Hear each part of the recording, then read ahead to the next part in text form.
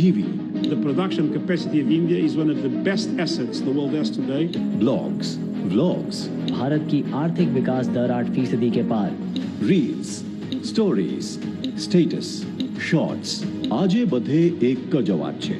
આજે દુનિયાનું ફ્યુચર છે ભારત. અને ભારતનું ફ્યુચર ગુજરાત છે. અને આપણે ગુજરાતીઓ આજે પોતાને રોકી નથી શકતા 2047 ને આવકારવા માટે.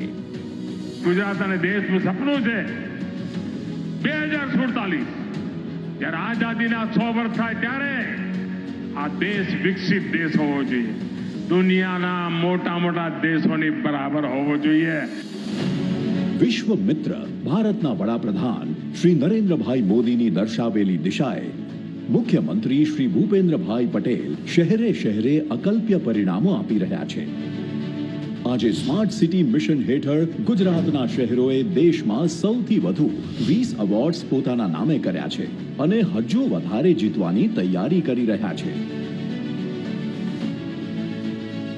પ્રધાનમંત્રી આવાસ યોજના દ્વારા ગુજરાતના 14 લાખ પરિવારોને પોતાના ઘરની હૂંફ મળી છે અને આજે પ્રધાનમંત્રી નવા 55,000 PM આવાસો સોંપવા જઈ રહ્યા છે.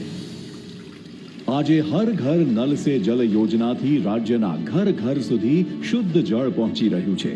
આ જ સ્પીડ પકડી રાખતા આજે ગુજરાતના શહેરોમાં water, sewage, storm water drainage ફેસિલિટીઝમાં ભારોભાર વધારો થઈ રહ્યો છે. ફ્લાયઓવર્સના જાળે આપણને અનેક ઝંઝાળોથી મુક્તિ અપાવી છે અને આજે વડાપ્રધાન શ્રી બાકરોલ, હાથીજણ, રામોલ અને પાંજરાપોળના ફ્લાયઓવર બ્રિજની સાથે અમદાવાદ મ્યુનિસિપલ કોર્પોરેશનના આઇકોનિક રોડનું ખાતમુહૂર્ત કરવા જઈ રહ્યા છે.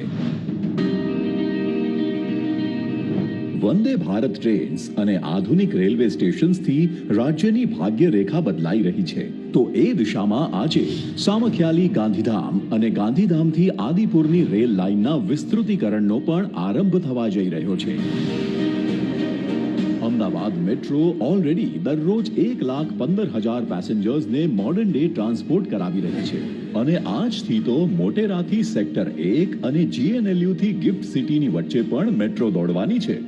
આખા ગુજરાતને વિકાસની ઉર્જા મળતી રહે એ માટે આજે રાજ્યભરમાં ₹750 કરોડથી પણ વધુના ઉર્જા ઉત્પાદન પ્રોજેક્ટ્સ ધમધોકાર ચાલી રહ્યા છે.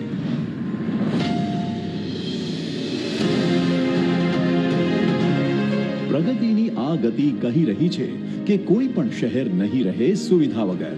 જીવનને વધુ જીવવા લાયક બનાવશે વિકાસની ડગર. આવો વિકસિત ભારત એટ 2047 માટે વિકસિત ગુજરાત બનાવીએ.